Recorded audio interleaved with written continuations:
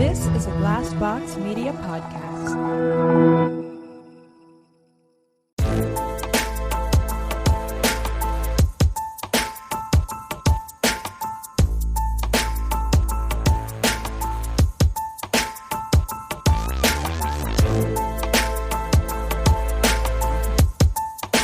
Hey everybody, welcome to My Worst Date. I am Cassie. I'm Keegan. And I'm Christina. Thanks for joining us this week. I have a very important, You've been buzzing over here. very big thing that I want to talk about. Okay. Because this week was very strange for me in that I want to talk about the consequences of sending nudes. Oh, yeah. Okay. So, listeners, it's been a while since I've been single. I've been with my current partner for a little over a year now. But back when I was a single lady, a baby dater, I learned the hard way that people, once you send nudes out into the world, they're out in the world. That's right. You can't trust anybody with them. No. Not even if you have been texting for a week and you think that they're really nice. You could be extremely wrong. So this week, I get in the middle of the night, my phone just starts buzzing. Notification. It's the middle of the night, wakes me up. And it wasn't us. No. I look at it and it is just a throng of messages from somebody I went on one bad date with more than 2 years ago. Wow. I cannot understand that, first and foremost. So I ignore them. And you didn't even sleep with this dude. No. And I block the number. Then the next day, different number, way more texts, all super dude. explicit, very much like, so I'm like, now, if I hadn't given him those pictures of me, I would have had a field day telling this motherfucker what's what and how disgusting his behavior is. If you're going to reach out to somebody you haven't talked to in 2 years that you have one bad date for, I was so livid, but you just feel powerless because you're like, I don't know what this person is capable of. Right. Well, and we do know what part of this the problem person is that we do know what this person is capable of. Right. Because Exactly he's right. done some shady shit with your pictures before. Right. And Oh, so yeah. it's like you don't want to.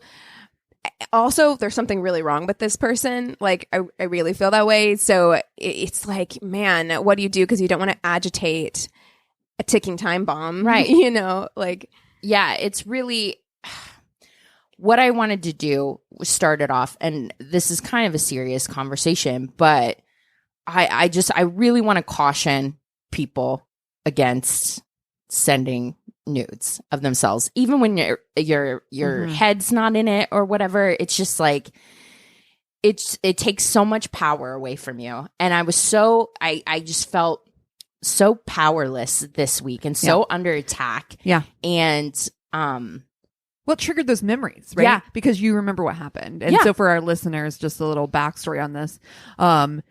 This person, Christina, without naming names, by the way, as we always do everything anonymously, this person was very upset about how they felt that they were portrayed on this date, which is whatever it is. On this show. Yeah, on the show. Mm-hmm. And so they decided to basically revenge porn you on Twitter by posting these pictures of you. Right. Which, first of all, is fucking illegal. Yeah. And we reported him right away. But it's like, dude, you did this thing 2 years ago. Is your memory so poor that you now think that suddenly you have a chance with... And he did something similar where he used his own account at first, and then he created more Twitter accounts. That's right. Right. Yeah. So I mean, he's unhinged, and like, but it's just that you just don't know, and I think that's kind of what you're getting at, Christina. You don't know somebody when you're texting them through the apps or even texting through the phone. Even if you're texting for like a week, 2 weeks, you do not know somebody in order to give them that kind of power over you. And like, listen, I'm somebody that is always like, do you, don't yuck anyone's yum, that sort of thing. So I hate to be the person that's like, stop sending nudes. But honestly, also wonder if this is one of our 1-star reviews that's sitting in there. Could be. I wouldn't doubt. I mean, I doubt it's Dr. TJ Fossil. No. But here's the thing. If you don't care, like if you don't care and you're just like, spread my shit all over the place, like I don't give a fuck, then that does take the power away from it. If you're just like, I don't care if you share this. Pictures you look pretty hot. Like I'm like, you're fire. I mean, I saw those pictures. I was like, damn. I mean, you look good, but this ain't right. No, it's not right. No. I should be able to, if I want to, post them on an OnlyFans account, or I have ownership of that. That's my body. But when you send nudes to somebody that you barely knew, you are giving that ownership away. And that's what I don't. Right. Don't and accept. So I think it's more of a like, do it at your own risk, right? Yeah. And like know that if you don't want it spread all over the place, then do not share it because you don't know anybody. If you don't care, because there are genuinely people who are just like, because I've seen a lot of conversations around that before where a guy will text or whatever and say, if you don't do XYZ, I'm going to share these all over the place. And they're like, post them. Go ahead. Like, I don't care what you do with those images. And at that point, people don't know what to do because they're like, oh, well, you know, but that only do that if you genuinely don't care because they might do it. Yeah. Just be aware of that. Like, but this person, I mean, went above and beyond, also trying to contact your work. Mm-hmm. Yes. And so know that that's also a possibility. Yeah. Like, So I just also wanted to share with our listeners like advice, because we talked about things that we could do about, you know, making sure that they're not stored as a contact under your phone, that you have the texts screenshotted with the actual like phone numbers, that you're keeping all that evidence like printed out so that if you do get continued harassment, you're able to go to a police station. They also recommended, I was reading up a lot about this week, that you go to the precinct where the perpetrator lives and file the report there. So I wouldn't be able to go to like, where I live. Yeah. I'd have to think back 2 years to where this motherfucker resides. Right. Who knows?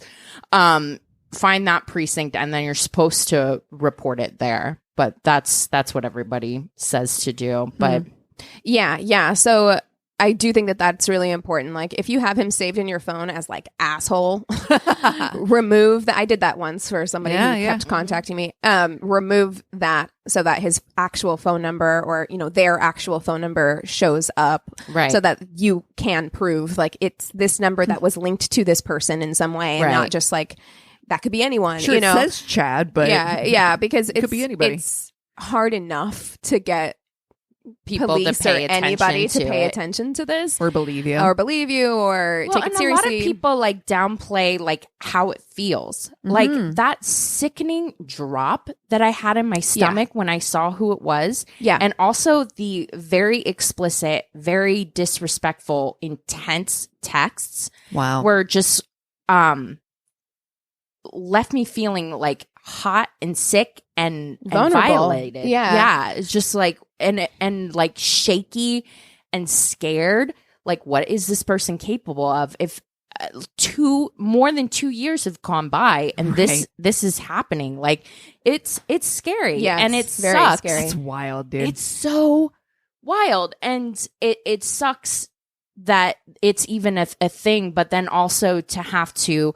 If it does persist, have to then convince people that it is something that is frightening and needs to stop. You know me, like obsession is my scariest thing. Like somebody just being, and what else could it be for this person to contact you after 2 years? It's bizarre. It's so bizarre, and I think that that's one of the most frightening things about it. It was scary when they did it the first time. Right, like, it was scary at that point, but.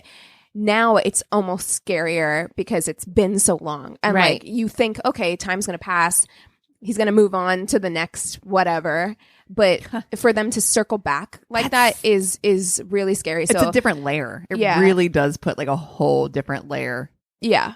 I also want to give a shout out to like Keep It Weird podcast, Boobies and Newbies. There's a lot of female run podcasts here in LA that when that all That's that right. shit was going down, they really had my back, and Yeah. they Lady helped. Pod Squad came through. Lady Pod Squad was huge, and I'm getting teary just talking about it. It was just such solidarity to feel like that it wasn't just me on my own was so it just made me feel empowered when I had my When you power felt taken least- away. yeah. Mhm. And so, yeah, I really want to give a shout out to them. But yeah, the main thing of even bringing this up is just, you know, if you're at all like sick to your stomach by thinking about those images being leaked on like Twitter or Instagram or anything like that, then don't even send them out. It in the doesn't first fit place. into your 5-year plan. Yeah, exactly. Yeah. I mean, and I would go so far as to say, even if that's how you feel about it, because again, like there are people who do not care. Right. If that is how you feel about it, don't even share them with somebody that you're in like a relationship with, because you don't know how that could end. Right. And That's right. you know, sometimes you think that you're in something good that's going to last forever. Right. Like, I definitely sent things and took videos and did things with like my ex-boyfriend, and thank God I don't think that he has them anymore. And I actually don't think that he would share them, but he hates my guts now. So like you think you're in something when you're in that like real That's right. lovey-dovey space Yeah, that that's like a you great feel very point. safe, but like lots of relationships end badly. You know, we just watched War of the Roses, okay? God. Like sometimes things start out really well and they end with you dead on a chandelier, okay? Right, there you So go. spoiler alert. Well, Chris and I have been together for 16 years married. Been together longer, but Happy anniversary, by the way. thank you. We, I've been married him 16 years, and I still would never send him like pictures of me nude. Well, Honey, and- we live together, first of all. Yeah, Yeah, yeah, he so can it's see like you. see Just, the real. hey, come into thing. the bedroom. There you go. Yeah, Like, exactly. You can touch boobies in here. Yeah. Or you can look at them on your phone, and that sounds silly. Yeah. But yeah, I mean, it's not that I don't trust Chris. I honestly, let's really boil this down to the heart of it, which is that it would take me 5 million pictures to get the one that I thought was good enough to send anyway. So, girl. by that time, when I was doing that or Yeah. whatever, same. It would be Angles, like lighting. very much like setting the stage. oh yeah, And also, you know, in this day and age of OnlyFans, I'm like, yeah, pay me. Yeah. Also, Same. like, if I'm going to show you my tits, like, pay me a little something. How about that? Yeah. Exactly. here's my Venmo. Yeah. Here's my Cash App. There you go. Thanks. Well, Transactional. Cassie and I just got back from Vegas. Yeah, we did. We went to Vegas in part for your anniversary, and also because Anthony really wanted to go see Tom Segura was performing in Vegas, and so we went to go see that show. And it got me thinking that I don't know if we have ever, maybe we have, fuck, marry, killed comedians. Oh, Because we were listening to a lot we went and saw Thomas Gurra, and then we were That's listening to a lot of comedy on the way back. Patton Oswalt has a new special. I watched it. You know, like, so Yeah. I've just been in a real so funny. comedy Love him. headspace. Yeah. Oh lately. yeah, and we've talked about Bo Burnham. Exactly. Like there's special. so much, Yeah. like, I feel like it's very much like comedy is making a comeback as things reopen Yeah. and Yeah. everything. So I'm like, maybe we should fuck, marry, kill okay. some comedians. What do you Okay. think? All right. Let me think of. I know who I think- want. I'm just think trying to think Chris, of his name. Chris Rock is so Ooh. hot And so fucking funny, dude. and Funny. so funny. God, he's so fucking funny, and he's actually looking better with age. Like he's getting like Yes. salt and pepper. I'm like, oh shit. Oh yeah. Yeah. Yeah. He But- looks great. Yeah, I think I'm going to go with Chris Rock. It's the first like hot comedian that came into my head. Okay. Although Bo Burnham is looking, I'll go Good. Bo Burnham. Too. I'll throw that in the ring. Okay. Sure. yeah. Mhm. I'm going John Mulaney. Oh. Okay. No. Okay. Oh, I no. do like me like a really dorky, suited Dude. up, skinny dude. His fucking stand up. I can So listen to funny. it 5 bazillion, and I probably have listened to it like 5 bazillion times. When And he talks about fucking iced tea. Oh. Oh, and I saw him live fucking funny. in Anaheim a couple years ago. Brag.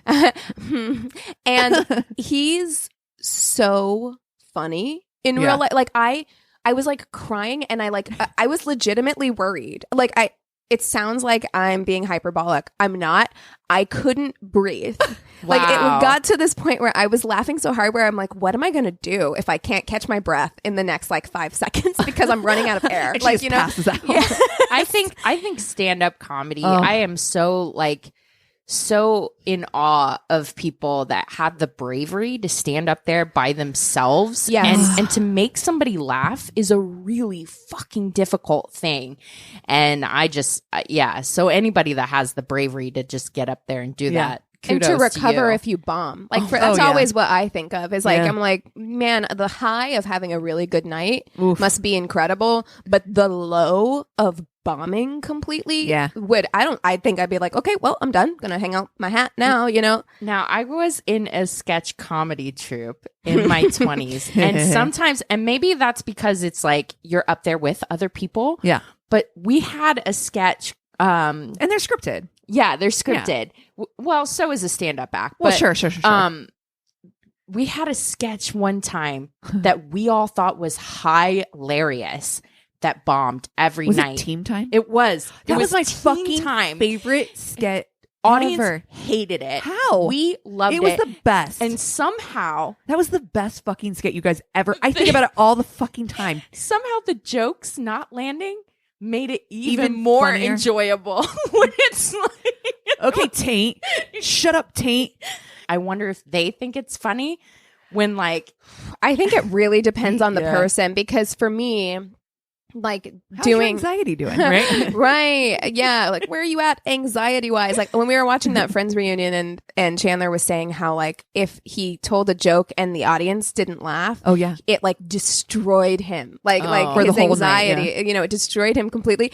And for me, it wouldn't destroy me, but like I've been not comedy shows. I've done sketch shows, and then I've done a lot of comedic plays, right? And you work hard on like how you're going to deliver a line, and once you figure it out and you know that that's like the thing that hits, you do it like that way at every show, and sometimes the audience laughs and sometimes the audience doesn't laugh. And it really depends on where you're at mentally, whether or not that's going to like bother you, where you're like, what the fuck, you know? I'm the kind of person though, and I did this when I used to be on stage. I always make a joke out of everything. And so I've definitely had times where it's like the whole fucking audience is like uproar, like laughter, super fun. And that's a high. It is a fucking high. And then you have that one joke where like one person's like, puh. And I'm like, Mom, are you here? Just you, huh? God, you know, like to me, I make fun of the fact if nobody gets my joke. You know what I'm saying? Like, or if only one person does that, you know, and everybody else is just silent. You know, can do that with like stand up and stuff, but you can't do that if it's like a scripted thing. You just have to move on, and you're like, but also, if you are doing stand up or you're doing sketch shows or you're on stage in some way doing some form of comedy, know that it might not be you, because again, when you're doing a scripted show, you're doing the same thing every night, and the reaction from the audience varies wildly. So it really does depend on like how much alcohol they're getting beforehand. Yeah, how much alcohol they're getting. It depends on the vibe, because sometimes the energy is weird and people don't feel comfortable laughing. Like, so it might not be you. I just want to say, no, it's so true. Don't beat yourself up too much. Yeah, no, you're totally right. I've had people walk out of shows before, and it's like, it's not you. That's it's them. hard. Yeah. That's hard. Yeah. And you're like, oh no, the babysitter has to leave. She has an emergency. They can't tell you, but you're just like, it's because we suck, isn't it? All right. So we're doing Bo Burnham, Chris Rock, and John Mulaney. Okay. Good luck. I am going to I'm going to marry Chris Rock. Yep. Seems like a great father. Love it. Super, you know, got that green.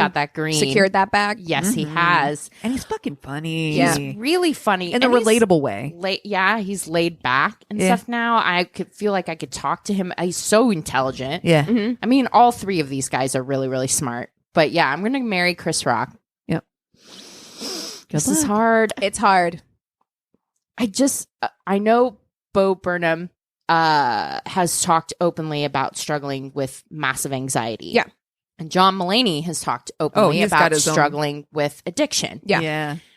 these are two things that I have to deal with as well. So that's the reason why I chose not to marry one of them. That makes sense. Is that yeah. I feel like we would compound upon it. Yeah, It wouldn't be I great. cannot marry, as much as I would like to, I cannot marry Bo Burnham because I Yeah. feel like two people with severe depression and anxiety issues can't be together. And I feel like I can't marry John Mulaney because I enjoy drinking and don't quote unquote have an issue with it. Like I don't have addiction problems. Like, Right. I can. It's a very give it or leave, take it or leave it. Yeah. But I do want to take it sometimes. Yeah. And I don't want to feel the pressure of having an influence on his Yeah. sobriety. And I feel like that's not fair. So for me, like I can't marry him. Yeah. Right. Yeah. I definitely like, But I can definitely fuck 'em. have addiction tendencies. So I really, but who do I want to spend the night with?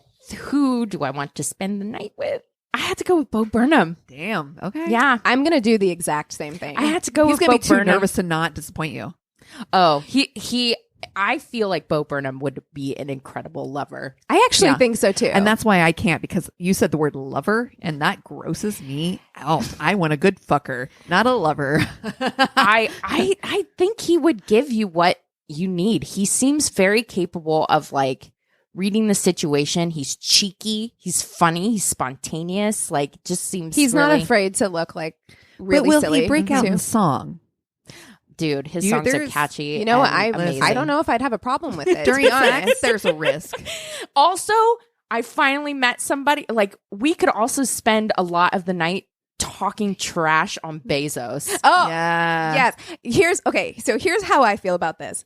I'm going to do the same thing. I'm going to marry Chris Rock because Duh. I mean, he's a I mean, king. that's the yes. Again, when in doubt, I tend to lean towards who can I have a cookout with, and I course, can yeah. I can see Chris Rock at the grill, right? So I'm like, Dude, we're gonna you know his outdoor barbecue is oh yeah, he Fire. spent some cash on Yeah. like the perfect outdoor with the setup. pool. yeah, it's Yeah. got the keg, the pool, the jacuzzi. There's the outdoor bar set up Yes. with the stools and everything. Yes. Yes, everyone is coming over. Yes.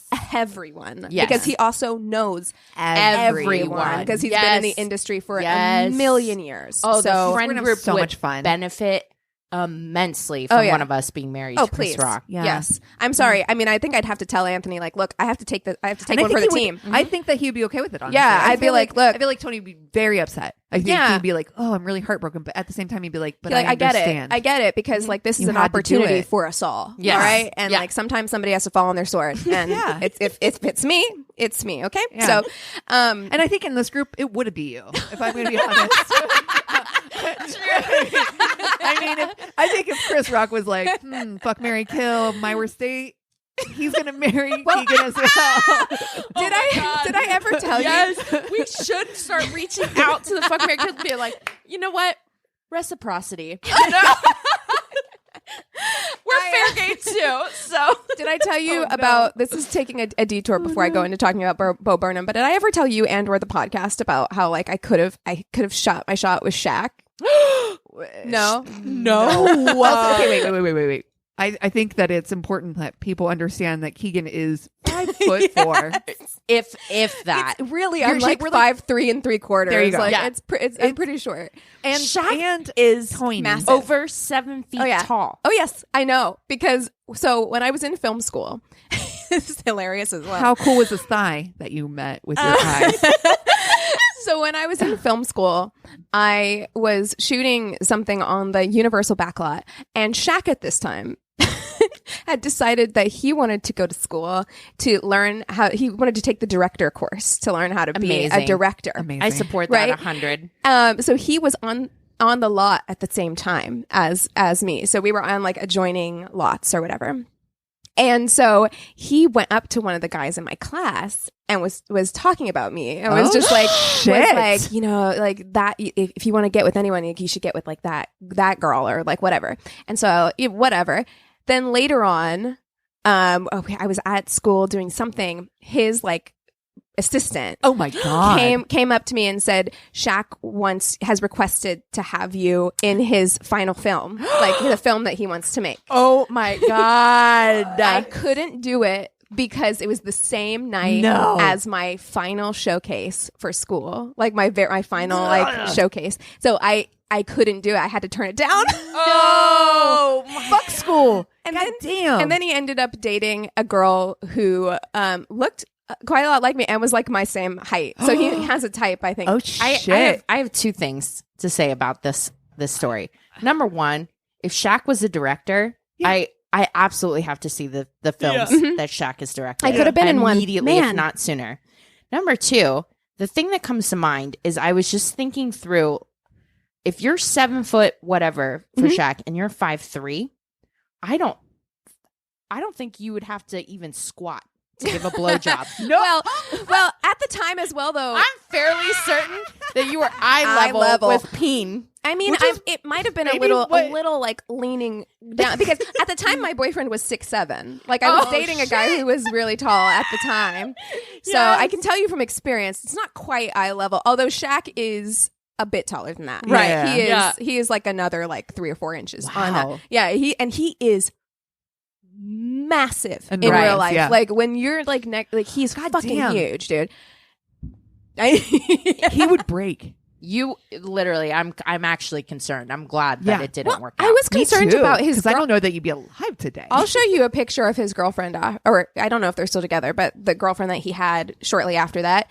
And yeah, I mean, she's not very tall. And I was thinking the same thing. I was just like, man, that doesn't science. I feel like that math doesn't work to me. Yeah. Wow. Okay. Well, anyway, that was a fun little side trip. I can't believe I didn't hear detours. this. That was the best. That was good. All right. But okay, so I think Bo Burnham in this special particularly, like he should always have a beard and long hair. I think it's hot on him. Is so hot on him. Yeah. A little scruff. And he's also tall as shit. He's like 6'3" or something. He's really tall. Mm-hmm. He's too young for me, but I'd cougar the hell out of him. We're the same age. We're both 1990 babies. Mm-hmm. He's the reason why I would fuck Bo Burnham is because like we're gonna he's so smart that He's I'm so just smart. like we are going to fucking talk all night and then it's gonna lead to like the best. Oh like yeah, the best set because you're gonna like have that mind fucking. Yeah. You know what I mean? Yeah. When you're so intellectually turned on, like your orgasms when you're with somebody that like mentally you're on connected with, like, to the moon. Yeah. So I feel like that would be great. Yeah. Right? You know what I mean? However, one, can you handle that level of like analyzing everything all the time? No. All the time. I'm already like I'm that. like that already. Yeah. So I'm like, I feel like it would be great for like a night, you know, and then maybe maintain a good friendship for, you know, but not in a marriage. And then also, again, I'm like, man, what if we're both in a depressive episode at the same time? Ooh, yeah. And I'm like, I don't, you got to have somebody who's like, somebody's got to be the cheerleader. you got to have a Chris Rock to pull you out of that shit. That's why you right? have an Anthony. Yeah. And John Mulaney, I fucking love him. I already said I think he's one of the funniest comedians. I think he is so smart. What am I thinking? He is best friends with Bill Hader. Oh shit. Oh my god, I have to Changes change everything. mine. I have to change mine. It does. I have to fuck my way to Bill Hader. I have to fuck John Mulaney. You're like, I have to do You it. have to. I have to. Yeah. Ooh.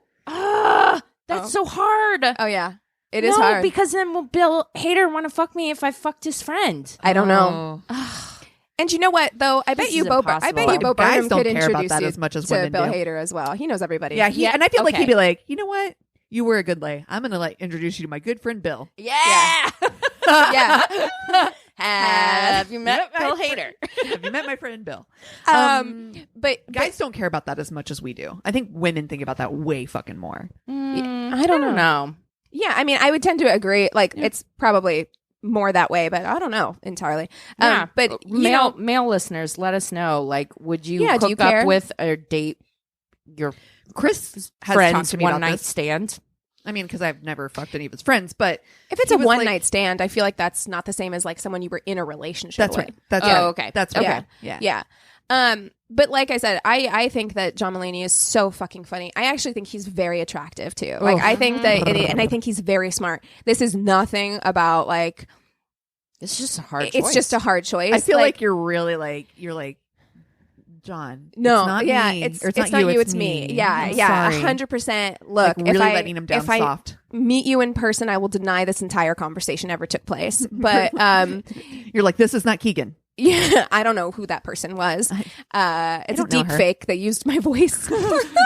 But yeah, I mean that's all it is. I think that he's fucking great and lovely. Yeah. You cannot use that K word. You're like, I cannot use that No, K word. I'm not using Nope. it. Like, I'm absolutely not. No. All right. So you have to marry. I mean, Chris Rock It's the is only who you choice. marry. Yeah. I mean, yeah. he's beautiful. Oh my gosh, He's so, fucking hilarious. So hot. You're right. You're going to have the best time with him. We're going to have so much fucking fun. Like the best times. Even when we're upset with each other, it's still going to be fun. Like Yeah. we're going to have fun. Yeah. It's just going to be the most fun relationship. I also feel like he squashes arguments pretty quickly. Yeah. Like, like you're mad at I'm each kinda other that way for too. like a day. I'm a squasher. And then like, I'm yeah. oh, whatever. Mhm. Here's how I felt about it. Here's why So I am felt I. this way. Yeah. Totally. Yeah. I am going to fuck John Mulaney Mhm. without question. I feel like that's the right choice for you. I love that journey for you. Oh, I love that journey for myself. I am very excited. Once I fuck him, I am going to get my good friend Christina to meet Bill Hader. There There it is. There's where it is. That's where it That'll is. work. That'll work. Yeah. Yes. And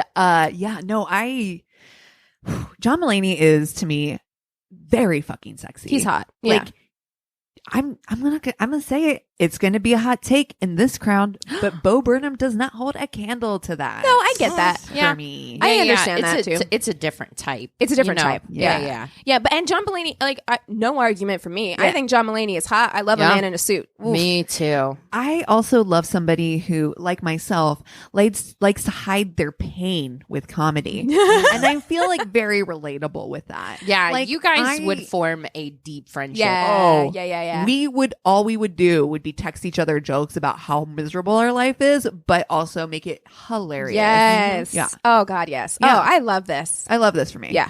Because here's the thing. As much as I like Bo Burnham, his comedy is too inside baseball for me. You know what I mean? Like it's too real. Like it's Oh, like, I see. you know what I'm saying? Like, okay, like I like the way that John Mulaney makes fun of himself, where Bo Burnham is like, you see a little bit of that hurt Yeah. filter through. Oh, that's And I what think that's what I love. like. Yeah. And I I like want- so vulnerable. I want that vulnerability. I don't like I'm like, that. oh, you sweet I want- baby bird. I can come to fix me. you. I want that big, strong wall of like comedy. down. Yeah, like comedy wall that Push just it you down, just push push it it down. deep down and never bring it up again. That's the kind of thing that I like. Oh wow. Yeah, Wow. because you're gonna fuck that out. This is Am so I funny wrong? because You're gonna fuck that out. this is extremely problematic on completely different ends of the on spectrum. every Oh, yeah. level. Like, because it's we're just horrible like people. it's like either bury it deep Yeah.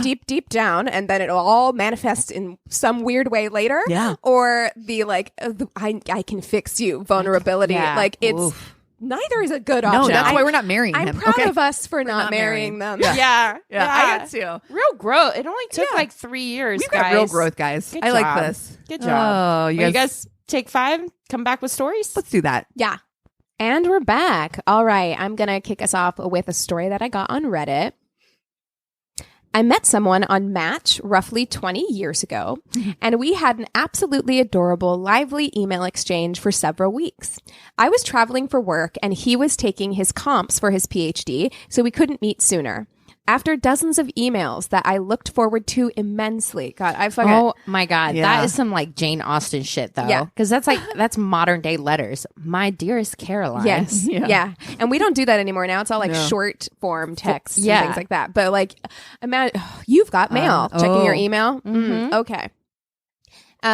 We met for coffee to celebrate that he was officially ABD. I don't know what that means. Minutes after we meet, he's very nervous and sweaty. As a fellow introvert, I just assume it's social awkwardness, writing it off.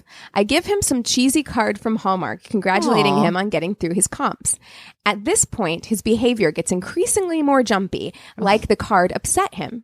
Oh no. Oh no. He talked in truncated sentences and seemed to be looking around a lot. Oh. All I thought was, something is really wrong. when this witty, bright guy is struggling to keep up conversationally. He's even sweatier. He stops making eye contact. About 15 to 20 minutes after first saying hello, he says accusingly, "Is this a joke?" I have no idea what he's talking about, and he storms off. I sit there confused for a few minutes, slink back to my car, driving home, wondering what the hell just happened. It was crushing. Shortly thereafter, I receive a absolutely vile email from him about why he doesn't appreciate being fucked with and why he thinks I'm a horrible person. What the fuck? What? I didn't even reply because I'm so confused/hurt by what's happened. A few days later, I receive a multiple paragraph apology. He thought I was a colluder and part of an elaborate prank/deception by a fellow student in his department. They had been pulling increasingly complex and cruel pranks on each other. Oh no. Oh no. The guy was like so paranoid. No. He claimed that he found me too attractive to be the person he had been emailing. So he became paranoid and jumped to the conclusion that it was a prank. It wasn't. Oh no! I want them to have like been together. I don't think they baby did. Angel. Oh No. You are too fucking pretty. Yeah, What no, is this, some kind of no. fucking Fuck you. Joke? Where's Fuck Ashton you. Kutcher? Where's he at? Yeah. Where's the camera? Where got me? You guys got me. Oh my god. Well, mine is also from Reddit. I'm sorry. I just imagine him going to his friend and being like, "You fucking jerk. You fucking And asshole." the He's like, dude's- I really didn't. It wasn't me. I don't know what you're talking about." He's like, just the realization on his face of like the slowly blood must have realizing drained from his face. what he did. Yeah. This lovely woman brought you a Hallmark card and everything. And like, Hallmark ain't cheap, yo. No, and they've been like writing emails to each Yeah. other months. for months. Months. Oh my gosh. Well, if it was a prank, that would have been like the most elaborate. Long game. Yeah, real long game. Also, I want to point out, that's why I don't like pranks. I don't fucking like pranks. Same. Okay? I think they're cruel. I think Yeah. they're mean. I don't think it's funny. Nope. Yeah. Okay. This is my Gina from Jersey story. Okay. It was 1994. And I was working a 3 to 11 p.m. shift converting microfilm to digital. Amazing. The new girl asked me if I wanted to do anything after work. Her name was Gina. Gina from Jersey. She was amazingly attractive train wreck. Oh, no. Oh no. People like to talk about red flags. Well, if Gina was a country, her flag would be a hurricane warning flag. Oh no. No. Jesus. Damn. But I was 19 and my brain capacity drew 95% of its operating power Yep. from my penis. yeah. What incredible writing. Just beautiful. Track. Poetry. Oh my God. Well, I mean, we're all Yeah. 19. Like I personally do not have a penis, but I drew about 95% of my operating I mean, power from. How many red The flags vagine. did we ignore? Oh, exactly. It's kind of more of a pink, right? Call that a pink. Yeah. So batten down the hatches and let's prepare for a storm. Oh, no. In Florida, there's no real last call, and bars and clubs regularly stay open until 4 or 5 a.m. Nice. This is truth. I have definitely had sobering moments at like 7:30 a.m. still doing cocaine in Florida. Everyone's Yeah, sweaty that too. is- Like oh, I feel like cocaine in Florida is a bad idea. Just when the everyone's sun's sweaty. up, yeah, that's not a Problematic. good moment. Yeah, it's not a great moment. You're like, God damn, I'm still fucking high. Yeah. Oh, gross. So going out after work, even on a weekday, was pretty easy. Gina wanted to drive, but first she needed to go on a drug run. Wait, what? Well, This all tracks. that tracks. Yeah. So we stopped by a quote unquote friend's house who quickly accused me of being a cop. At the time, I was 19, skinny, 6'1", super long hair, and looked like if the band Nelson decided to go grunge. Oh, Amazing. After we picked up some coke and weed, we hit I-95 and start heading south, doing just short of 110 in her shitty, beat-up RX-7. oh. The attention to detail in this story. Oh, Just, man. mwah. Unfortunately, there was an accident and traffic was at a standstill at midnight. Well, Gina had no plans on slowing down. So while she was getting her bowl ready, she swerves into the emergency lane. Oh, no. Which made me think of when you guys texted me while you were in Vegas and you were like, what do you call that lane on the side of the highway? And Eric says shoulder. It's a shoulder. And then berm. Yeah. Cassie, you say berm. I had emergency never, lane. I had That's never another. in my 31 years of life ever heard it called. I'd never heard the word berm before. I was like, "What are you talking about?" Listen, I spell color with a U. We looked up the etymology of it and Oh, yeah. everything. 'Cause We were like, that's who we "Where are. did it come from?" Well, we were also in traffic. Yeah. Stuck in stopped traffic on the way back from Vegas. Well, you should have done what Gina did. Hit the berm. A lot of people did. A lot of people did. That's why we were talking about it. We're now doing 110 in the emergency lane. no. And while she's smoking weed. No. We have Coke in the car, and I look way too pretty to go to jail. Somehow we survive Gina's highway of death and arrive at a pool hall. And we're having fun for like a solid 15 minutes. Oh, no. That's not long enough. Until Gina starts doing the Coke she bought earlier in the night. Gina's now pissed. Oh, no. And she's pissed at the young lady on the other side of the pool hall. For why? Why?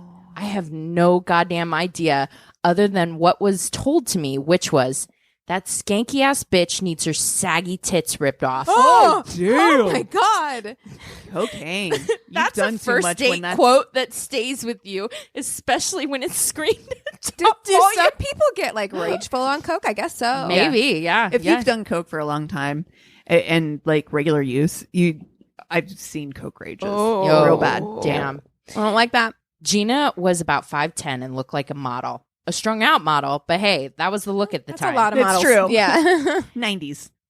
So she apparently punched like someone way above her weight class because that quote unquote skanky ass bitch took a beating. Chaos ensues. Oh, The shit. fight is broken up and we leave after it was recommended by the bartender that we were no longer welcome at his fine establishment. I would not want to be a bartender in Florida. No. That sounds awful. Yeah. We then drive back again at a high rate of speed, but not in the emergency lane. Oh, Just thank a God. lot of tailgating. Oh, no. I got home at about 3:30 in the morning. The following day at work, Gina was really chipper and gleefully commented that she had a lot of fun and we should totally do it again. So she at that level and at that speed. Oh my God, we had so much fun last night. Let's do it again. Let's do it again. Let's do it again. But- Hear so me he out. I got didn't even- ideas. He was led into that situation by his dick, and then he didn't even get laid. Nope. Cool. Nope. Oh, Very cool. Just fear. Just fear Just factor. pure Fear. Dude, I guarantee you, like, have you, bad drivers or really aggressive Oh. drivers I hate are it. such Scary. a turn off for me. Scary. I don't like that I at don't all. like it when they get, like, rage filled and start don't like- tailgating Oh, I people don't like and it. ugh. Oh, I have sweaty driving pits thinking about anxiety it. anyway. I can't. Ugh. No. Yeah, no. All right. So I got my story from Reddit. It says a girl space friend. So I don't know if this is like a MySpace friend that he met. Okay. It says girl /space/ friend. So Interesting. I'm not sure what that means. okay. From college, was traveling through town and decided to stay a couple nights on her way through. She was/is very attractive, but for some reason, I just didn't feel the sexual dynamic with her until we started drinking. Oh, well, yeah. Yeah, that'll do it. That'll do it. That'll do it. I mean, then I figured, well, this should be fun, and we commenced naked times. I Please love don't naked. call I that. love it. Not if you're about to have Naked sex. You can call it times. naked if you're going to be doing something else. But It makes me think of Arrested Development. It's like the fact that you call it pop pop tells me you're not ready. Totally not ready. I guess that's when I realized why I wasn't romantically into her, because it felt like she always wanted to be at least partly in charge. Like she felt like she felt that I would think less of her or something if she wasn't. And I guess that worked for our friendship, but was totally zapped my mojo once the clothes came off. And I just could not fucking get hard to save my life. Was it because she was too bossy, Bossy? in Yeah. bed? I- Like some people, Yeah. there is sexual compatibility. That's right. I've And it had- seems like in the friendship it worked, like her Right. being kind of like in charge and let's do this and let's go have this thing. But then when in bedroom, it kind of was like for him kind of felt like he felt backward about it. Yeah. And he just couldn't get hard, which, happens. it happens. This wonderful girl played with my floppy cock for about a half an hour. Oh, Look, we've all been there we've too. all been there. Everyone's been there. You're like doing your best, just A-level game, and you're just it's not happening. not gonna happen. You know, putting us. I feel like we haven't discussed enough about like putting a soft dick inside in your anywhere. mouth. Yeah. Oh yeah. Also, Definitely. I want to say this because I totally fucking forgot about this earlier. I went to lunch with my grandparents. Oh God. Wait. Sorry. Now? Wait. Now's the time. Wait. No, because it made me, when I stopped to say that, where I was like, we've all put a floppy dick in our mouth, right? No. Where Oh. I sit down with my grandparents. Oh no. And my step grandma, the first thing she says to me is, I've been listening to your podcast. Oh no! And I couldn't stop myself. The first thing out of my mouth was, oh no. You're like, don't do it. Hi, Oh no. It seems like she enjoys it, but I'm like, oh no. Oh my God. Anyway. Okay. Back to the floppy penis. This wonderful girl played with my floppy cock for about half an hour before throwing out the worst possible suggestion. Let's try some role play. Oh my God. No. So she walks outside the God room. bless her. She's trying so hard. She walks outside my room and comes back in character as a farmer's daughter, asking for some milk. And I'm not into it because I've spent half an hour just trying to get hard and wondering why I can't. And she's saying stuff like, I know that someday these will make milk. I am fucking dead. Oh my God.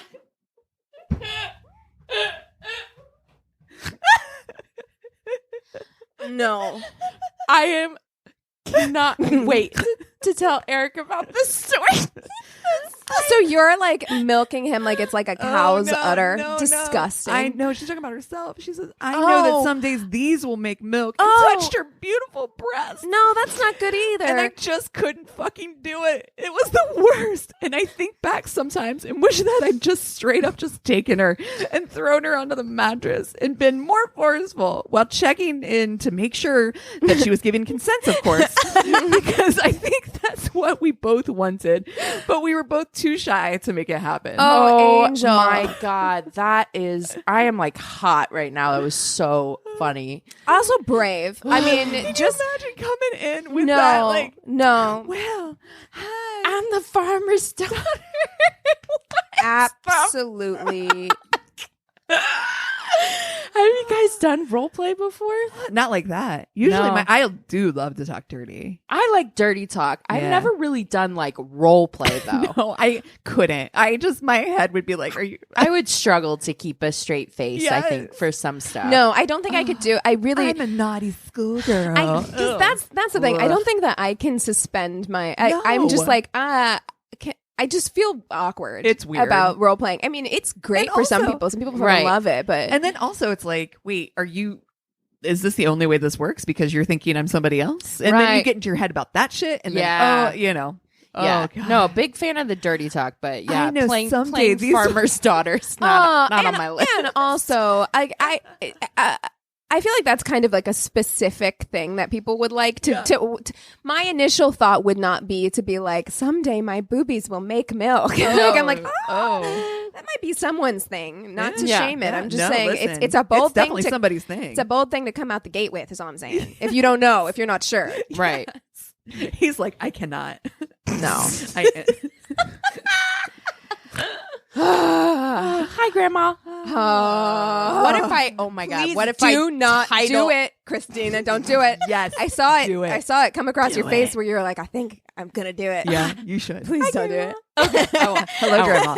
I mean, you can if you want to, because it is kind of funny. But like, and look, if she's already listened, she knows. By the way, she thinks that the 1-star merch was a great idea. Aw. Yay. Thanks, Grandma. All right. She probably does not appreciate us calling her grandma. Yeah, especially considering she's- she's not old enough probably to be our grandma. Yeah, she's not. She's yeah. Anyway, okay. We're moving in a new direction, moving forward and moving beyond smoking. We are Altria, and our companies are leading the way in moving adult smokers away from cigarettes by taking action to transition millions toward potentially less harmful choices. as we move from being known as a tobacco company to being recognized as a tobacco harm reduction company. Altria is moving beyond smoking. Find out how at altria.com. So, I was going to do a story that was suggested by a listener, and I still will do that story at some point, but it was just very intense. It's a heavy hitter story, so I'm gonna wait. Okay. I'm gonna do it later when I'm feeling more like ready to do it. But I just wanted to let that person know, Stacy, I saw your suggestion in our email, and I will do that story at some point. So, instead, I am going to be talking about Tracie Andrews and Lee Harvey. Now, this is a pretty famous story in the UK. Okay. I feel like it's less famous here. I'd heard this story before, but that's only because I'm a weirdo who went down a complete like true crime rabbit hole. Did Bailey Sarian do this one? I don't think so. I didn't see it. It sounds familiar. Because I did look up, I did watch a YouTube video from a woman named Danielle Christie. Okay. Who does kind of a similar thing. She does her makeup and talks about true crime stories, and she's from the UK. Oh. And then I watched, yeah, her accent's great. She's beautiful too. Is Bailey's new podcast launched? It is. Yet too? It is. Yeah, I can't. I'm meant to subscribe to it. I haven't listened to it yet, but I love Bailey Sarian. Yeah. And then I watched a episode of a like it's on a YouTube channel called Dangerous Case, but it's they took some other show, some like UK crime show. Okay. So, okay. Tracie Andrews was born on the 9th of April, 1969. Day before my birthday. I knew it. I was like, day before Cassie's birthday. She's an Aries. So keep that in mind as we go through the story. Oh, no. This isn't going to pan out well for whoever she's with. She's from this small village called Alverchurch, which is just outside of Birmingham in the UK. And there's not a lot about like her childhood really, but her parents did divorce at a young age, and it said that this really deeply affected Tracie as she grew up and into her adulthood. So it's just like abandonment issues. Yeah. Okay. Get therapy. After school, she went on to become a hairdresser, and then I know Cassie's like, oh no. And then she worked as a barmaid for a while but her ultimate dream was to become a model. She even went and had, and you can find them and look at them, she had the most 90s model headshots taken for her portfolio. Oh, honey. Right? Where it's just like, here's you serious. And then here's you, looking sultry. And then here's you with like the most share mine like, with you? Yes. Glamour shots. Yeah. They're not glamour shots. They're just straight up like, these are going to be my headshots when I move to Hollywood. Yes. That's definitely where she was going. She was like, I'm going to move to London and I'm going to have an amazing modeling career. Yes, she didn't. She did not. No, okay. I didn't either. When spoiler alert. Yet. That's right. Yeah. Live your dreams. Okay. When Tracie was 22, she gave birth to a daughter who she named Carla with her boyfriend at the time, Andy. Andy and Tracie had been together for about 4 years when Carla was born, but the relationship fell apart shortly thereafter. And when Andy was later asked why he broke things off with Tracie, he said that it was because Tracie, who had always been a little bit of a hothead, was growing increasingly more volatile, and that she was really fast to get like aggressive and violent over the smallest disagreements. So they would like have an argument and it would just escalate super quickly, and he just couldn't take it anymore. So he's like, for the sake of our relationship, and maintaining a relationship for our daughter, I think we need to break up, So fast forward a couple of years, Tracie is now 25 and she meets a 23-year-old man named Lee Harvey at a local nightclub in Birmingham. Now, Lee and Tracie hit it off instantly. It's like that instant connection. They're both like, you're hot, I'm hot, let's do this. You know what I mean? Mm-hmm. Lee was born on September 20th, 1971. I think that makes him a Virgo, in Birmingham. And his childhood is different from Tracie's. It seems pretty uneventful. He has a really good relationship with his parents. There's no major trauma or anything that I could find in his past. And he's very close with his sister as well. And he has a daughter as well from a previous relationship named Danielle. And by all accounts, he's a really devoted father. He's very like happy and content with his life. He's like, I don't feel like we need to leave Birmingham. He is a bus driver, which he loves being a bus driver. he's like feeling good, you know? Do you, boo? Yeah. And the two bond pretty quickly over the fact that they're both single parents with daughters. So that night, they end up spending the night together. And then from there, things move very, very fast. They're seeing each other basically every day, spending all day together. They introduce their daughters to each other. They go on like play dates with their daughters like pretty much immediately. And within 4 months, he moves into Tracie's house. 4 months. Yeah. So Christina's like, we don't have to talk about that.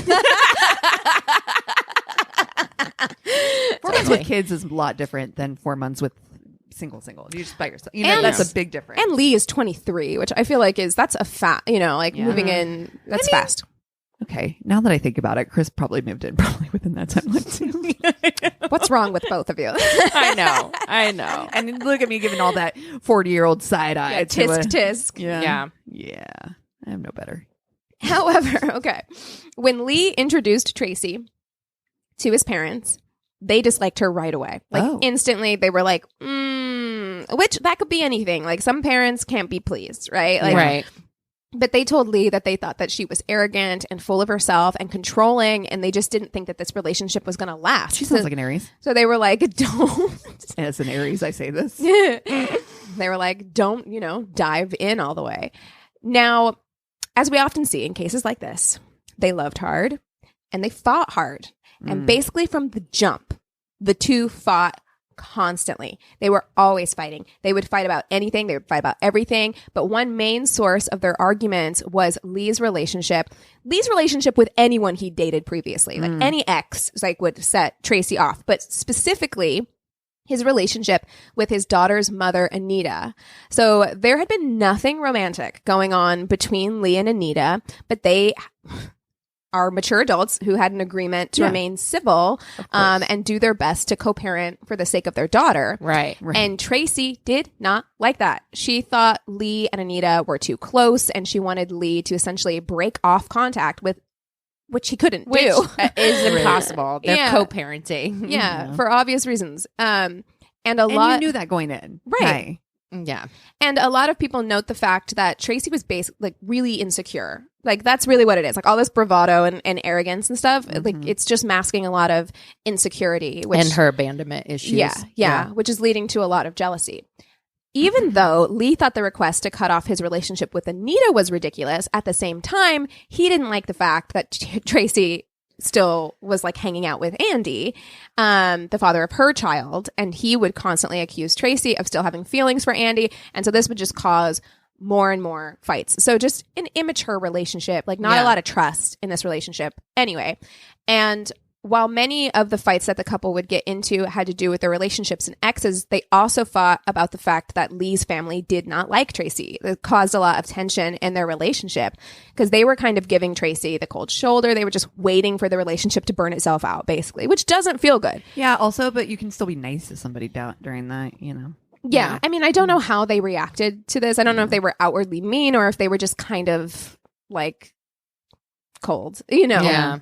And so she would start fights with Lee about this, which is not going to help matters. If you want his family to like you, picking a fight about it is not the way to do it. But on more than one occasion during the couple's fights, things would escalate to the point where Lee would actually move out of the house for periods and then move back in with his parents, which of course only made the parents not like Tracie, because, you know, and this would happen over and over. This cycle continued for quite a while. They would fight, Lee would move out, they would make up, Lee would move back in, and the whole thing would begin over again. And each time the fights would escalate in intensity and violence. So during one fight, for instance, Tracie put all of Lee's possessions into trash bags and threw them out of a second-story window. There was another time... Their neighbors were like, God yeah, damn. honestly, it's that situation of those neighbors who wrote that letter in the apartment complex were like, just break up already. Yeah. Please, for the sake of Please. everyone. Everyone. Like, there was another time when things between the couple weren't great, but they weren't terrible either, kind of neutral. And Tracie tells Lee, like, hey... I need a little time to myself. I'm going to go out dancing with my girlfriends. I just need my space. I don't want you there. Okay. Like, cool. Right. Mm-hmm. So she goes out, and who turns up at the nightclub but Lee? And listen, I don't know how big Birmingham is. Maybe there are only a few nightclubs.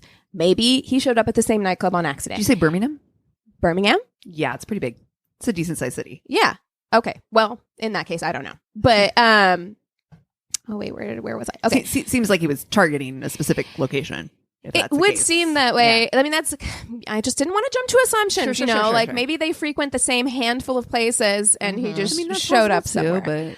But either way, when Tracie sees him there, she loses her shit. She starts screaming.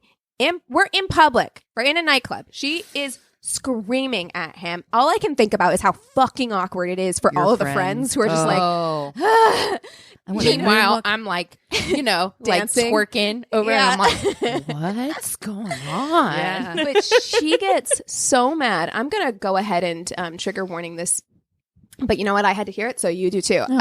She gets so mad that she starts slapping Lee. Oh. She's punching Lee. Oh. Then she bites him so hard that one of Lee's friends, describe it as looking like someone had taken a bite out of an apple. Oh my God. Sorry for that visual. What in the Mike Tyson nonsense is happening? In public, that's too. Like, it makes you think about like what's going on in private. Oh, yeah. If that's the kind of like violence. Yeah. And let me also say that this all happened within like 6 months of meeting, right? No. We're like 6 months in at this point. They've been living together for like 2 months, like literally chill. Oh. You know what I mean? My gosh. And it's around this time that Lee's family is like, look, you gotta leave her. If not for you, then for the sake of your daughter, right? They're like, this is not healthy. But instead of, he's like, oh yeah, okay. I hear you. But you know what I'm going to do? Propose. Not do that. I'm going to propose. So he's like, you know what? I think proposing is going to fix all of our problems. Oh, you know what, honey? She's just anxious because I haven't given her a ring. Haven't put a ring on it. Right. He's like, this will make her. I heard that Beyonce song. Yeah. If you like it, you better put a ring on it. That's right. Except for like this is like 1994. But yeah. Yeah. But he thinks that, and guys, we have to stop doing this. He thinks that getting married or proposing, being engaged will make her more stable and make the relationship more stable. It's not how it goes. It's not how that works. However, Tracie loves attention and she was stoked as fuck to be engaged, right? Mm-hmm. She immediately starts planning the most elaborate way to announce their engagement. She's like, finally, spotlight all on me, right? Center of attention. And so she's like, Lee, you have a family barbecue coming up. The whole family will be there. It's perfect. We'll announce it there.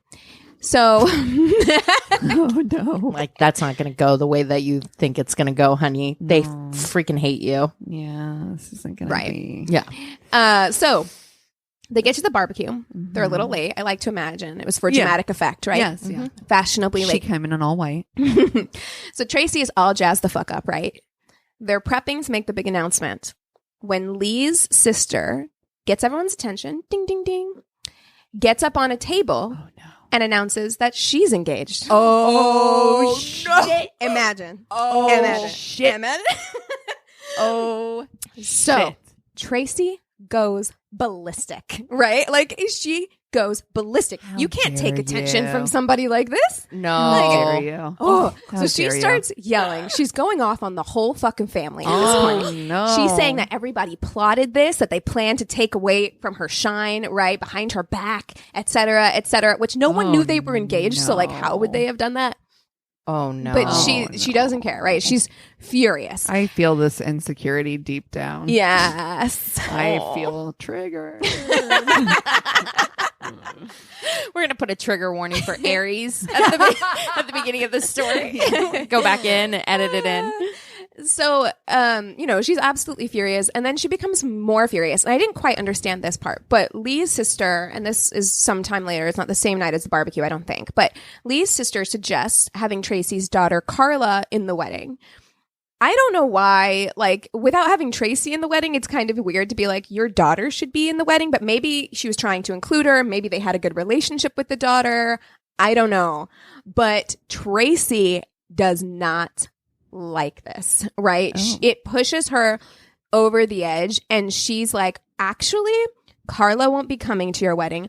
I won't be coming to your wedding. And you know what? Lee won't be coming to your wedding either. Oh, no. Right? And Lee is like, Actually, excuse, like that's my sister. Right. Yeah. But Tracie is like, yeah, you're forbidden from going to this Okay. wedding. And if you do, this relationship is over. Bye-bye. Well, you would think. So No. even though Lee is super close with his sister, he, for whatever fucking reason, agrees to these terms, which like, Could you fucking imagine? Yikes. Would you ever? no, well, I mean, Could you imagine? it's got to be like abuse. Like your brain is rewired to the point where like you're tolerating shit that is unacceptable, like completely unacceptable. I will say this is not an Aries trait of mine. So Would never do that. he follows through with it. He does not go to the wedding. Ugh. Now, at this point, as you can imagine, Lee's family is done with Tracie, and things are starting to become a little strained between Lee and his family at this point, because they're like, you didn't come to your sister's wedding. Like, why are you sticking with her? Like, siding with her, instead of siding with your family who loves you, right? But he's sticking with Tracie despite the fact that their arguments are as bad as ever. Like, it's not like they stopped fighting during this period. They're becoming actually increasingly violent towards each other, and both of them are getting physical with the other, and the police start getting called to the house, and Tracie keeps up with the biting for some insane reason. It's like that was a theme, that she would bite him during arguments, which so a short while after the wedding drama, things between Lee and Tracie seem to improve a bit when Tracie gets pregnant. And the two agree that they need to try and work things out in a civil manner for the sake of the baby. And for a short time, things seem to be going well. They're like, look, we need to get our shit together. We can't just keep fucking fighting like this. Me moving out, like all of these things. We're going to have a baby. Like, I mean, you already had 2 kids that you had around pretty regular, but okay. Yeah, then I love that. About 2 months into the pregnancy, Lee gets a frantic call from Tracie. She's hysterical and, sobbing. And she's like, I've fallen down the stairs. I've lost the baby. Right. Oh, So everyone rallies around Tracie at this time, including Lee's family. Like, Lee's family is like, look, bigger fish to fry. Let's set our shit aside and like just take care of Lee and Tracie through this difficult time. Right. Mm-hmm. So that lasted for a while. But then they were back at it again, fighting, breaking up, making up, etc. And during one particularly bad fight, Tracie admits to Lee that she wasn't pregnant at all, was she? She was pregnant, but she did not have a miscarriage. She actually had gotten an abortion without telling him and made up that lie to cover it up. Now, I believe in bodily autonomy. yeah. However, in this situation, you do not tell. It's all the lying. It's a lie for It's the lying. attention. It's the attention. Yeah. Yeah. So Lee is I don't know if I devastated. even believe that. I mean, who knows? Because she know. could have just been saying it to hurt him. Like, Yeah. maybe she Yeah. never was, but that's what she said to him, was that Right. she was pregnant. She didn't have a miscarriage. She'd gotten an abortion. So, She doesn't play consequences. no, she does not. No. So Lee is devastated, and I can imagine that his family is at the end of their rope at this point, and even Tracie's mom is like, yo, like, maybe y'all should break up, right? Like, Tracie's mom is like, oh, I don't think this is good. No. It doesn't feel healthy. But No. again, Lee chooses to not end the relationship and to stick by Tracie. Which, wow. After that, like, wow. On November 30th, 1996, it's a pretty normal day. Tracie takes the girls, Carla and Danielle, out for the day. And at the end of the day, Lee offers to take his daughter back to her mom's. Pretty reasonable. Like, she's got to go home. Someone's got to take her, right? But Tracie, being Tracie, goes off on Lee, accusing him of only wanting to take his daughter home to her mom because he wanted to spend time with his ex. And he must be having an affair with her, obviously. It's the obvious conclusion that any rational person would make. Oh my goodness. These poor My girls, brain dude. Let me just hurts, say, dude.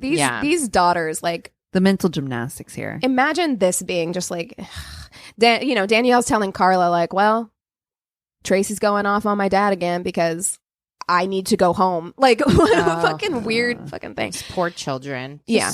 Oh. So this results in one of the bigger arguments they've had, which is saying a lot given the number of arguments they've had. But by the time evening rolls around, they're like, you know what? I don't want to fight. I'm sick of fighting. Let's just get past this. Let's cool down. Let's go to the pub and have a few drinks. So It's not a good, no. That's, you know That's what? gasoline on a fire. You know what will solve this? Alcohol. Mm-hmm. So they do. Oof. They go.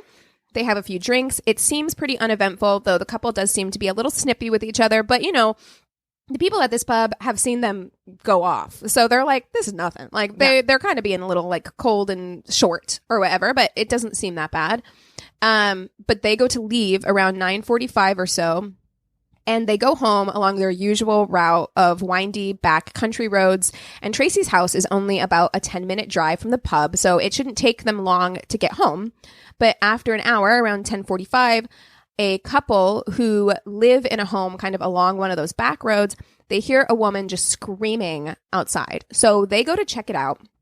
And there they find Tracie on the ground holding Lee, and the two are covered in blood. And Tracie is bruised, her face is a little cut up, and she's screaming and crying. She's a hysterical wreck. Like, she's a total wreck.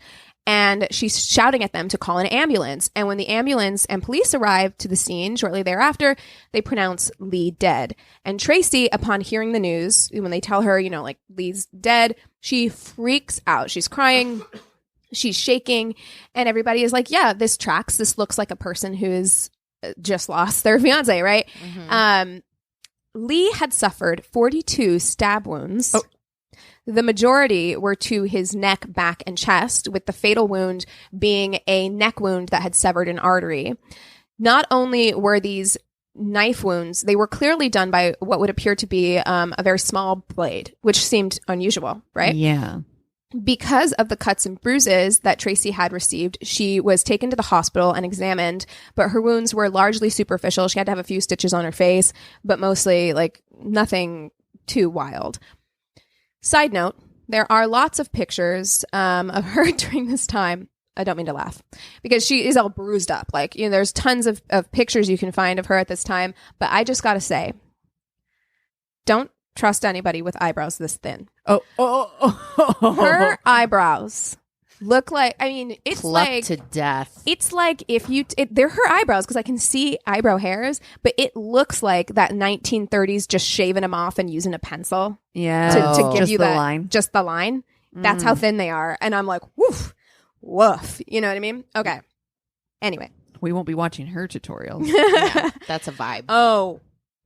Okay. We'll get. Oh no! Put a pin in that for now. Oh no! I don't want to. So while at the hospital, Tracie is continuing to freak out, and the hospital staff is trying to be as gentle as possible with her. You know, they're like, she just went through something really traumatic, but they do note that her behavior is just like a little odd at this time. She's like manic and all over the place, but people respond to trauma differently. And so they're kind of like, it's probably fine. But one thing that they did know was that they thought it was odd that she kept like interrupting them. They would be like speaking to her about something, and she would interrupt them because she'd have to go use the restroom. And she did this a number of times, like more than would be normal. But again, trauma, I don't know, maybe it triggered your like bladder or something. We don't know, but it was weird enough that they took note of that, you know. Once Tracie is released from the hospital, police call her into the station, and they just want to get an idea of like what the hell happened. So when she gets there, she tells police that when they were driving home, they noticed that a car was following them down the road. It was, they were trying to lose it, but the car would speed up. If they took a turn, the car would take a turn. It was just looking for trouble. Like, those are the words she used. Like, it was just looking for trouble.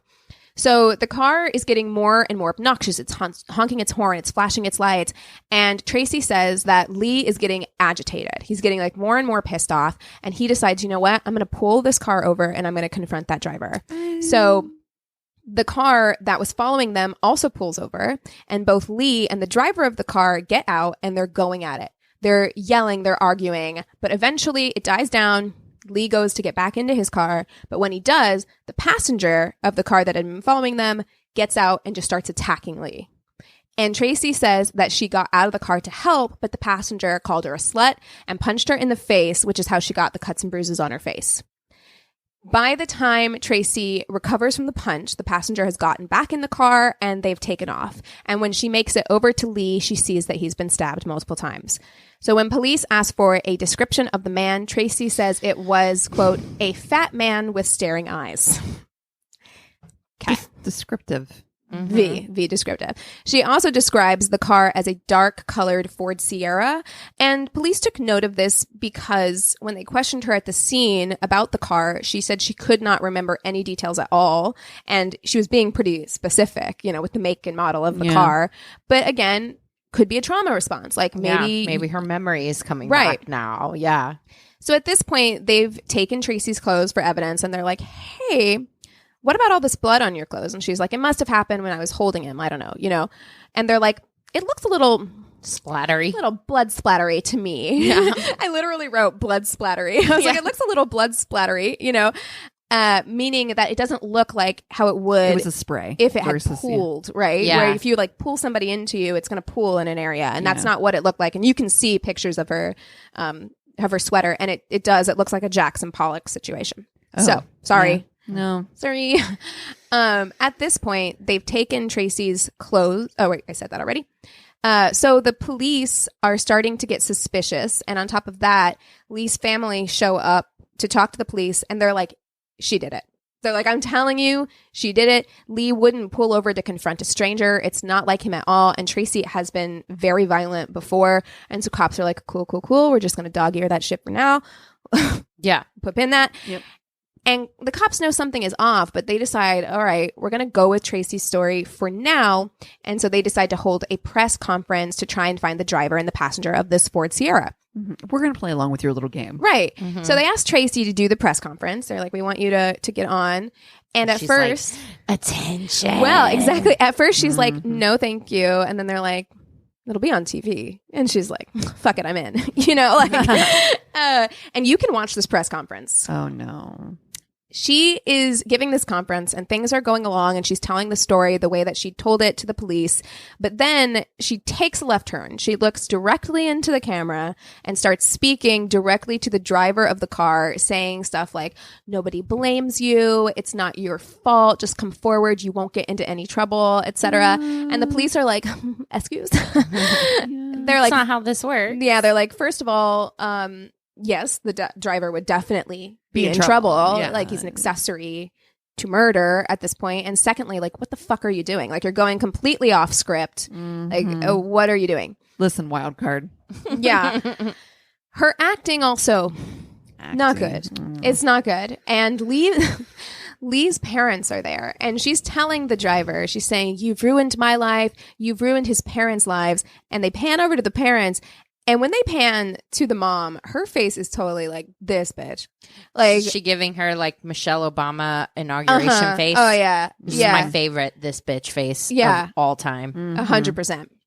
So she's also like, the reporters are kind of thrown because they're used to, in situations like this, having to kind of pull information from witnesses.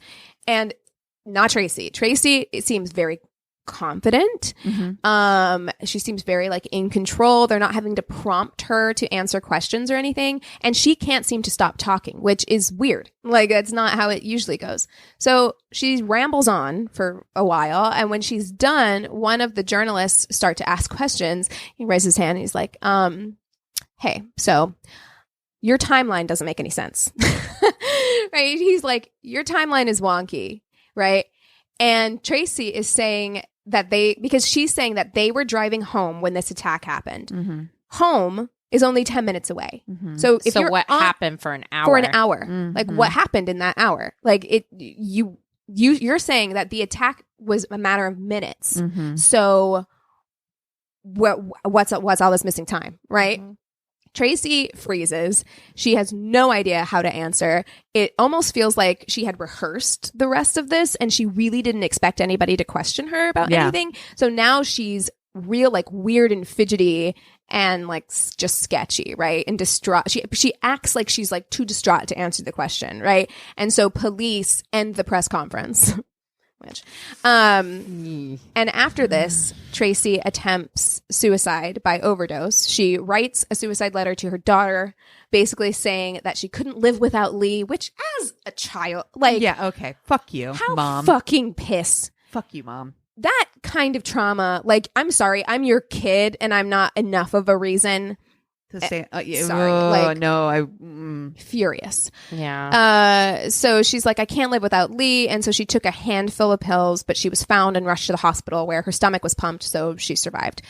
While she's in the hospital, a couple who had seen Tracie on TV come forward and they're like, yeah, we were driving behind them that night and we recognize Lee's car. It was kind of a unique car and there was no one else on that road. And they showed a picture of the road. It's one of those very narrow country roads, like the kind where you'd almost have to pull over to let someone pass if they were coming the other way. So you would know if like there was another car, right?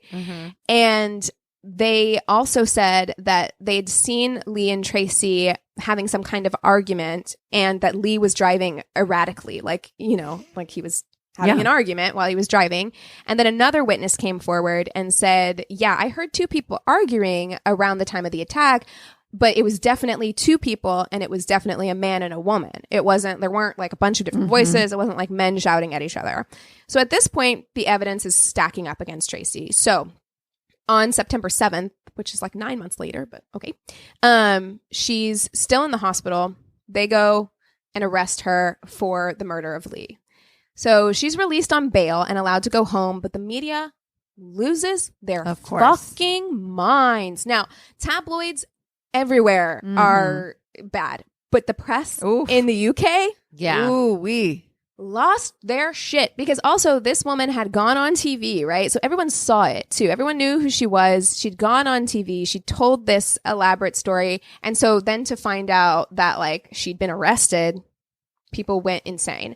Now, for a normal person, if this was happening to you, you might go home, shut the doors and windows. That's right. You're fucking not going anywhere. You don't want to be followed around by a bunch of paparazzis. Not Tracie. Not Tracie. She's going out. Instacart from here on out. Tracie is partying. She is just gobbling up that attention, right? She's going out. Okay? Being followed around by everyone. So the trial begins in July of 1997, and Tracie is still sticking to her original story. She pleads not guilty, and the prosecution begins to bring in character witnesses, which is not good for Tracie, because she is a very public rageaholic. Right? And so, you know, you've been fucking yelling and slapping and biting people in public for years. Yeah, it's going to come up. It's not a good look. It's going to come up. So they present what they think happened. So they think that they had that massive blow up early in the day. That fight carried over to the pub where witnesses reported they were being cold and snippy to each other. And then they chose to leave the pub early at 9:45, where the argument continued in the car and just got more and more heated. And at that point, Lee was like, you know what? I'm going to pull over so that we can actually like just fucking have it out. Right. So they get out of the car and she says like, I'm going to walk home. And he's like, you can't fucking walk home. Right. Like we're too far. Like just get back in the car, whatever. They're having this argument. And, that's what witnesses heard, was them having that kind of like argument. In a fit of rage, Tracie takes out a Swiss Army knife, which is consistent with the stab wounds, and begins to stab Lee. And Lee fights back, which is how Tracie got her facial injuries. But one of the first injuries that he sustains incapacitates him so much that Tracie is able to overpower him. Which, stabbing someone to death with a Swiss Army knife. That's 42 times. 42 times, which is enough time to be like, maybe I should stop stabbing you. Yeah. You know, like when they examined the blood splatter on her shirt, they determined that the spray was consistent with somebody who was stabbing someone at close range. And I know that blood spatter is kind of a questionable science, but I have seen that top and it does look suspicious because I'm just like, I don't know how else this could have happened. Right. Right. So they also found blood inside of Tracie's boot. Her shoe, not car, because I know we're talking about a UK case. Oh, yeah. her boot. And that's where they think she stashed the Swiss Army knife because it fits, it's consistent with the size and shape of a Swiss Army knife. So she put it in her boot. Yeah. And remember that Tracie kept getting up to go pee at the hospital.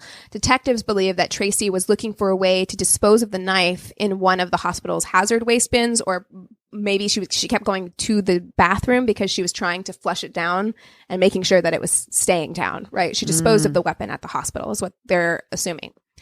They also found a clump of 80 strands of Tracie's hair in Lee's hand. Oh, yeah. That should, yeah. Which is a lot. That's a lot of fucking hair. Right? I don't think that just happens on accident. No. You have to pull, Yeah. it's a lot.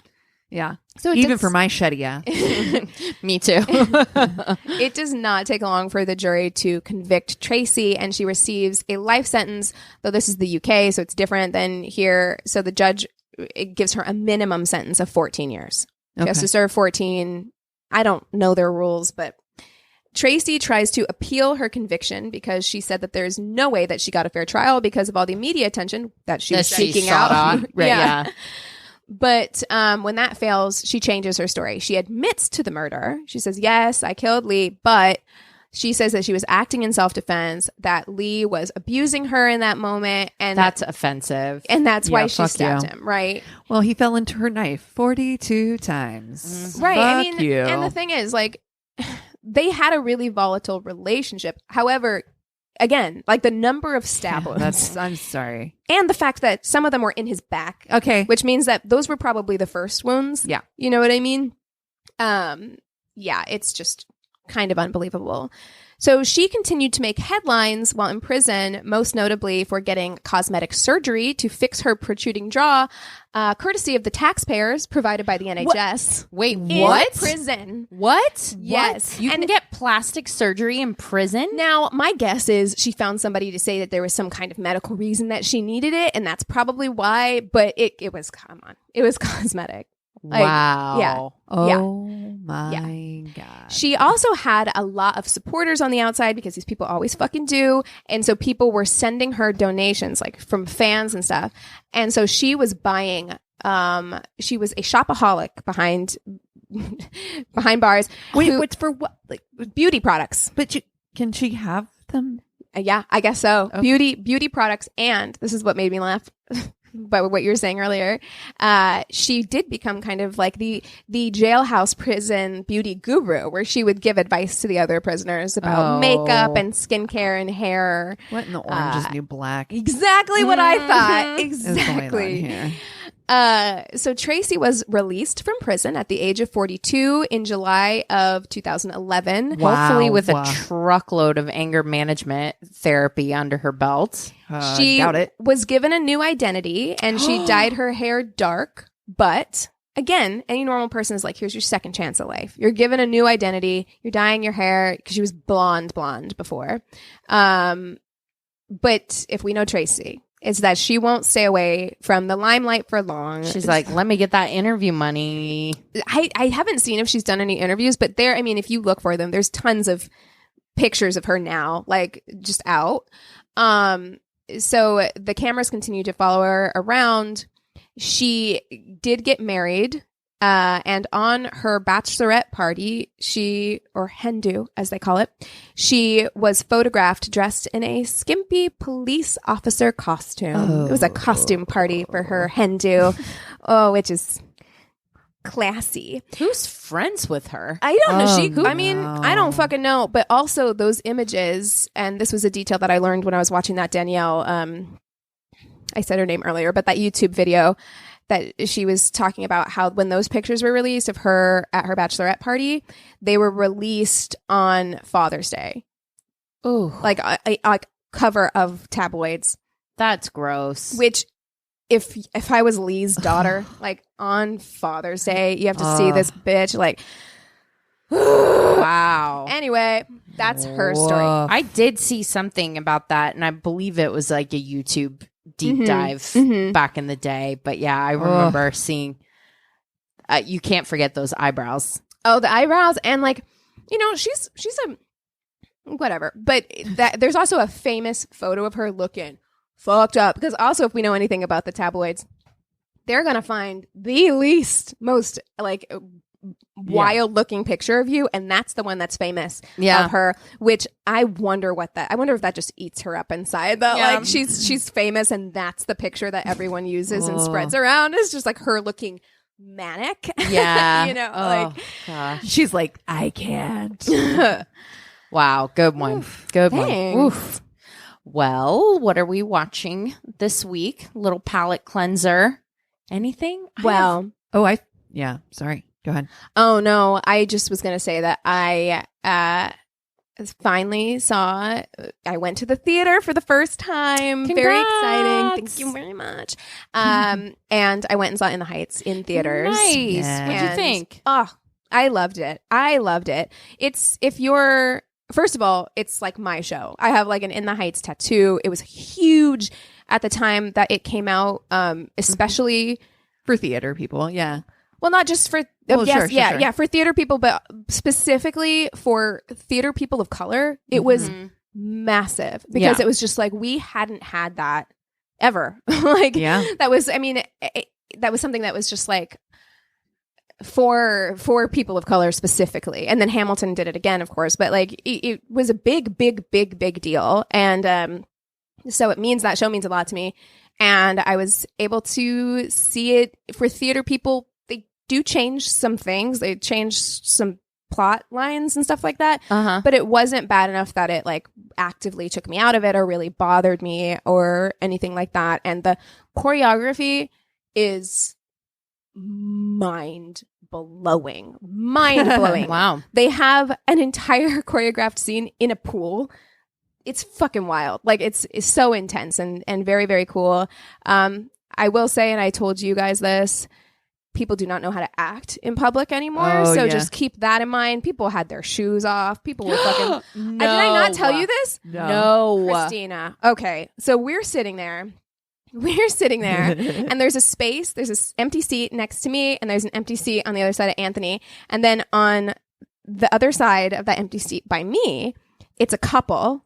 And the second they sit down, she is basically straddling him. Like she's got her legs up and like over him. Like they're on a love seat in their living room. Like her ass is just fully facing me because of the way she's sitting. It's like, Okay. and then on the other side of Anthony, this woman just kicks her fucking shoes off, just bare Disgusting. feet, like up on the Disgusting. back on the up on the seat in front of her. Oh, like no. Just her bare ass feet. you guys, things are opening up. It's a beautiful thing. You are not at home anymore. No. I know we spent a year inside, but it's time to reacclimate if you're going to be out in the wild. Okay, Dude, it's a thing.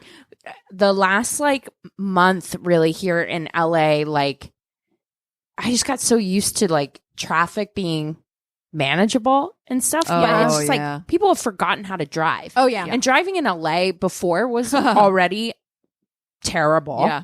But it is legitimately like people are just so like have the blinders on. It's like they're like in their own universe. And I'm like, no, other y'all, people are out here. Are here too. You are in outside now. This is not your house. Dude, You yeah, can't it was. act I like mean, this. luckily, people mostly stopped talking when the movie was on. But that was another thing. I was just like, we're just gonna be out here talking full volume all the way through the previews. Really? Oh, like, no. I'm like, No. what's I'm sorry. Previews happening? Are on Check Face. Yes. This is why I don't like going to the movies. But I'll the say movie it. was beautiful, and if you have wanted to see it, if you like the show, I would recommend seeing it. If it's still in theaters. Yeah. Thanks. I watched the new Black Widow movie. Yeah. Kind of ambivalent about it. Yeah. It's not your thing though. It's not my thing though either. I Right. enjoy the Avengers movies and right on. stuff. Like I mean, like it's been going on a while. I don't love all of them. I don't.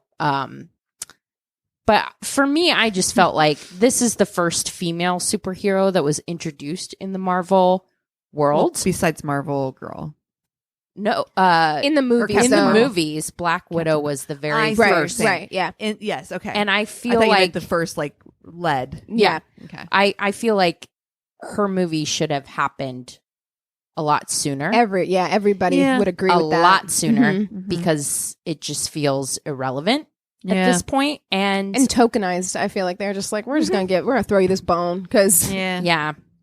but Florence Pugh was very enjoyable. Yeah. I really like her. So there you go. I like her That's too. how I feel. Yeah. I think that's on the agenda for us this weekend too, is to see that. Nice. I I love all things Marvel, so Mm-hmm. I have like a whole different set of glasses that I put on, which is that everything's great. This is all amazing, and I love it all. You love action movies I too. super love Yeah. action movies. I super love Marvel superhero movies. I grew up on X-Men. Like it's my jam. So yeah, I have like a different headset that I have like before I even go in. I'm like, I'm gonna love it. It's gonna be great. Nice. You know, but that's just that geeky kid I think in me. you will love it. I will because because of that. because I will. Yeah. I mean, I'm Kevin Smith when it comes to it. I'm going to love it because yay, movies, action, kid stuff, me.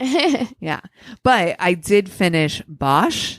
Oh, So good. I fucking love that show. I'm so sad it's over. It is, and our friend Joe Lorenzo. TV's Joe Lorenzo. TV's Joe Lorenzo. Was in it this season, so that was awesome to get to see him, and it was good. Chris didn't like this final season as much. I enjoyed it. I thought it was great. I have loved that series since it came out. I like it. You know, I was almost an extra on Bosch. Really? They were like, we need extras. Like, do you want to go be an extra on Bosch? And I was like, no, because the casting person was someone who was rude to me in the past. I was like, no, go fuck yourself. No. If you need me, I'll be with Shaq. That's exactly right. Well, if you guys have stuff that we should watch, if you have stories, if you just want to reach out and say hello, go to our one-stop shop of a website. It's myworstdatepodcast.com. And we love you so much. Cheers. This is a Glass Box Media Podcast.